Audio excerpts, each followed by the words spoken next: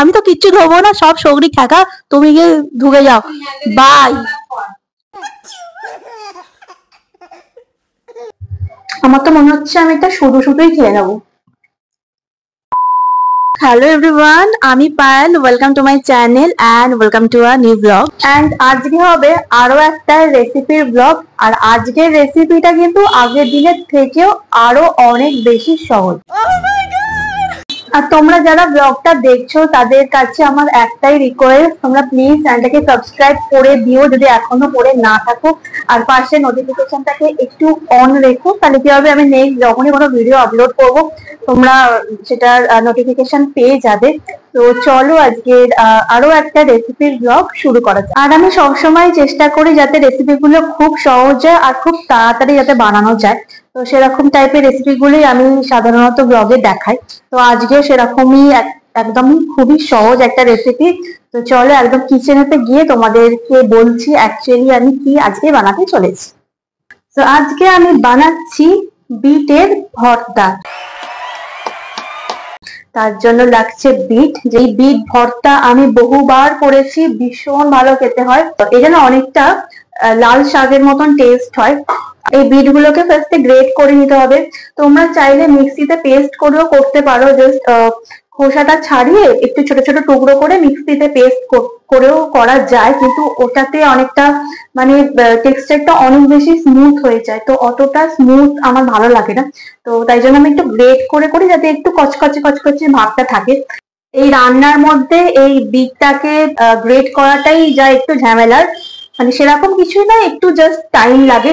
বাকি পুরো প্রসেসটা খুব সহজ আর ভীষণ তাড়াতাড়ি বলবো না, মানে ইজি প্রসেস আর কি, মানে বেশি খাটুনি নেই।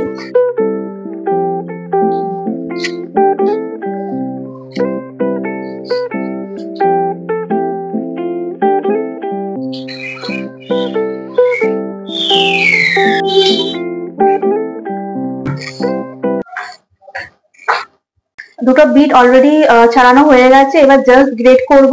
আর হাতগুলো পুরো এখন লাল লাল হয়ে গেছে।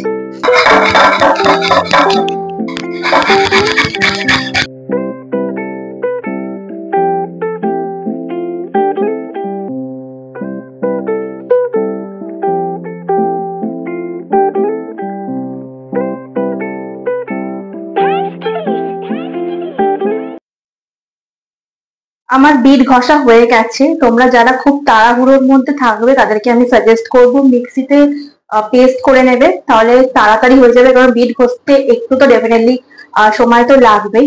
তো এই হচ্ছে আমার বিট ঘষা। এটা এখন অনেকটা লাগছে, কিন্তু হওয়ার পর কিন্তু এটা বেশ অনেকটা কমে যায় আর কালারটা বেশ কালচে কালচে হচ্ছে। আর যেগুলো লাগবে সেগুলো হচ্ছে, এখানে আমি কাঁচা লঙ্কা নিয়েছি, দুটো কাঁচা লঙ্কা নিয়েছি, শুকনো লঙ্কা 3টে নিয়েছি। এবার যে যেরকম ঝাল খাও সে অনুযায়ী নেবে। কালো জিরে নিয়েছি, এখানে কালো জিরে আছে, তারপরে আছে রসুন, এখানে 7-8 কোয়া মতন রসুন আছে। তো আর রসুন গুলোকে আমি জাস্ট খোসা ছাড়িয়ে রেখেছি, এরপর একটু থেঁতো করে দিতে হবে, কুচো করবে না, থেঁতো করে দিলে টেস্টটা বাড়ে। তো তাই জন্য এটাকে থেঁতো করে দেওয়ার সময় থেঁতো করে দেব। আর সামান্য ওই নুন চিনি আর কি, আর কিছু না, ব্যাস এইগুলোই। সর্ষের তেল দেবো, কম তেলে কিন্তু এটা হবে না, মোটামুটি একটু তেল দিতেই হবে, তা নাহলে ফ্রাই ব্যাপারটা হবে না।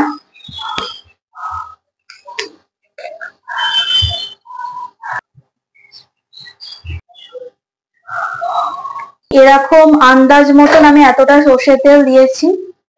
তেলটা গরম হয়ে গেলে এর মধ্যে কালো জিরে আর থেতো করা রসুন লঙ্কা এগুলোকে দিয়ে দিতে হবে। তেল আমার গরম হয়ে গেছে, এবার আমি এর মধ্যে কালো জিরে আর থেতো করা রসুন দিয়ে দেবো।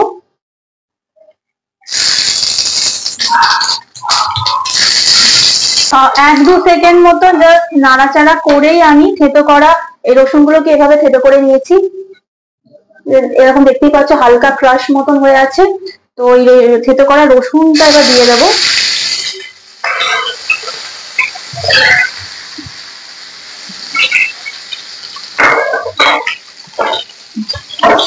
আবারও হালকা নাড়াচাড়া করব, বেশি ফ্রাই করার দরকার নেই। শুকনো লঙ্কা আর কাঁচা লঙ্কা গুলোকে আমি অ্যাড করে দেবো।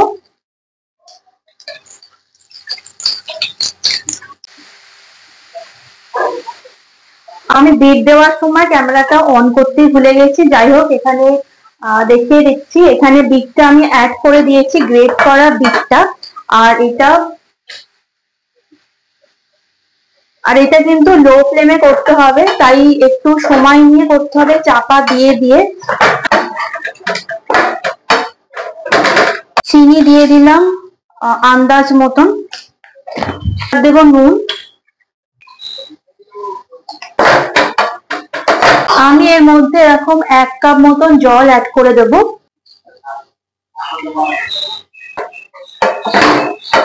জলটা এখন বেশি মনে হচ্ছে, কিন্তু আস্তে আস্তে জলটা দেখবে পুরো টেনে শুকিয়ে যাবে জিনিসটা।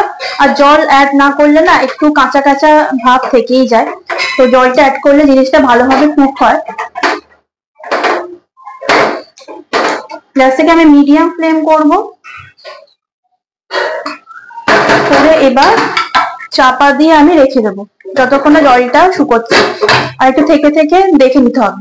চাপা দিয়ে রেখে দিয়েছি, এবার একটু মাঝে মধ্যে একটু চেক করে নেবে যে জলটা পুরো টেনে নিয়েছে কিনা।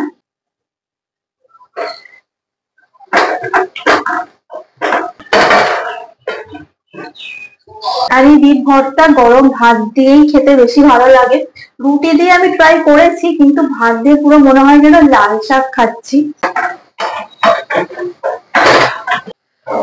চাপা দিয়ে তো বেশ অনেকক্ষণ কুক করেছি, এবার আমি পুরো হাই ফ্লেম করে নিয়েছি। হাই ফ্লেমে এবার জলটা জাস্ট শুকিয়ে নেওয়া পর্যন্ত ওয়েট করব। আর স্মেলটা দারুণ বেরিয়েছে, তোমাদেরকে দাঁড়াও একটু ক্লোজে দেখাচ্ছি।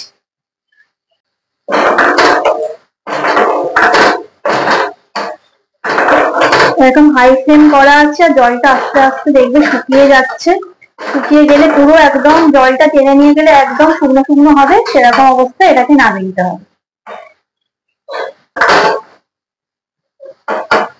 জল একদম শুকিয়ে গেছে, দেখতেই পাচ্ছ। আমাদের বিট ভর্তা একদম রেডি, দেখতেই পাচ্ছ কতটা শুকিয়ে মানে জিনিসটা ব্যাপারটা হয়েছে। আগে কতটা ছিল, শুকানোর পর কালারটাও কালচে হয়ে গেছে, আর সাথে পরিমাণটাও অনেকটা কমে গেছে। এরকম টেক্সচারটা হবে, একদম ড্রাই ড্রাই শুকনো শুকনো, একদম ধোঁয়া উঠছে, গরম ভাত দিয়ে জাস্ট জমে যাবে।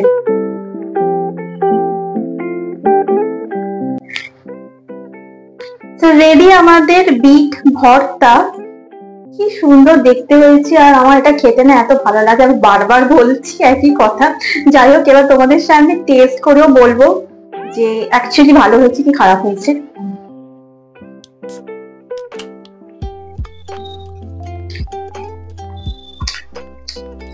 সাথে যদি এখন একটু গরম গরম ভাত হতো, আমি এখনই খেয়ে নিতাম। দারুণ খেতে হয়েছে, একটু মিষ্টি মিষ্টি হয়, আর সাথে ঝালটাও বেশি থাকে। তো ঝাল আর মিষ্টির ব্যালেন্স করে একটা খুব ভালো টেস্ট হয়। তোমরাও অবশ্যই এই বিট ভর্তা বাড়িতে ট্রাই করো। কেমন লাগলো কমেন্ট করে কিন্তু জানাতে একদম ভুলো না।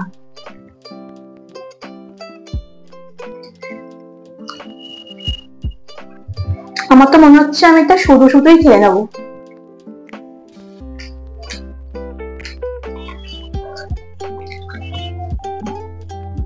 এটা তোমরা চাইলে রুটি দিয়ে খেতে পারো, তবে আমার রুটি দিয়ে অতটাও ভালো লাগে না। ভাত দিয়েই খাওয়ার জন্য আমি রেকমেন্ড করবো তোমাদের সবাইকে। তো চলো, আজকে ব্লগটা এই পর্যন্তই। ভালো লাগলে লাইক কমেন্ট শেয়ার করো, আর চ্যানেলটাকে কিন্তু সাবস্ক্রাইবও করে দিও। ওকে, বাই। 2000 years later. আগের দিনে রান্না করার সময় মা অনেক ঝামেলা করেছিল, তাই আজকে রান্না করার সময় মাকে আমি নিয়ে নি। নিজে একা শান্তিতে রান্না করেছি, কিন্তু রান্না করার পরও আমার শান্তি নেই। বলো, তোমার বক্তব্য পেশ করো। বক্তব্য কি আর বক্তব্য? কি ধুতে বলছো? ফোন ধুতে? মা মা কি বলছে? হ্যাঁ, বলছে যে ট্রাইপডটা আমি এতক্ষণ ধরে করছি না, ট্রাইপড সবরি হয়ে গেছে, সেটাকে ধুতে। তারপরে ফোনটাকে ধুতে বলছে। মানে এই করে করে আগের ফোনটায় সাউন্ড খারাপ হয়ে গেছিল, এই ফোনটা মানে নতুন কেনা ফোন, সেটাকেও মনে হচ্ছে আসতে রাখবে না। তো দেখাবো দেখাবো, ওখানে শুয়ে শুয়ে নাটক করছি। আমি তো কিচ্ছু ধোবো না, সব সবরি ঠেকা, তুমি গিয়ে ধুকে যাও। বাই।